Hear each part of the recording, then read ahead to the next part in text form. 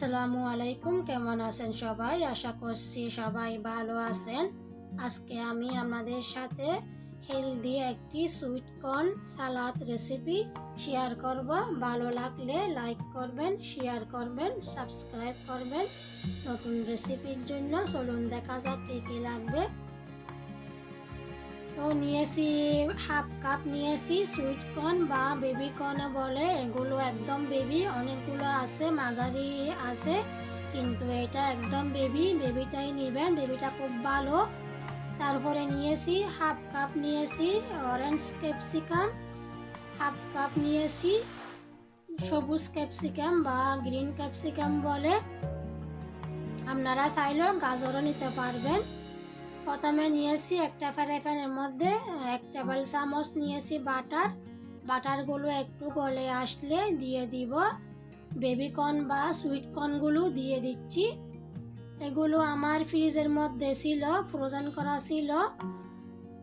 তো ফ্রোজেন করা থাকলে একটু বেশি করে বাছতে হয়, যদি ফ্রেশ হয় তাহলে একটু বাছলে হয়ে যায়। এখন আমি 2 মিনিট মিডিয়াম আঁচের মধ্যে ভেজে নিচ্ছি। যদি ফ্রেশ হয় আপনারা 1 মিনিট বাছলে হবে। এটা সব সময় আমরা দোকান থেকে কিনে খাই, তখন খুবই ভালো লাগে খাইতে। ভাবলাম আপনাদের সাথে রেসিপিটি শেয়ার করব। আর বাচ্চাদের তো খুবই একটা প্রিয় খাবার, কোনো কথাই নাই, বাচ্চারা এটা পাইলে তার কোনো কিছু খাইতে চায় না। তো আপনারা যখন বানাবেন তখন বেবি কর্নটা নেবেন, এটা একদম বেবি, এটা ভালো বেশি। যেটা একটা মাঝারি সাইজের আছে ওইটা কি হয় একটু মুখের মধ্যে লাগে, খাইতে ভালো লাগে না, সেই জন্য বেবিটা নিয়েছি। তো আমাদের ঘরের মধ্যে ডায়েট হয়, সেই জন্য আমরা সবসময় বানাই।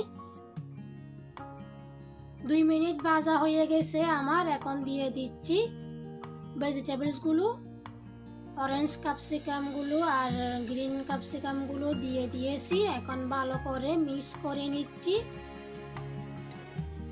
বেশি ভাজবো না, একটু করে ভাজবো, বেশি ভাজলে গুণাগুণ চলে যাবে।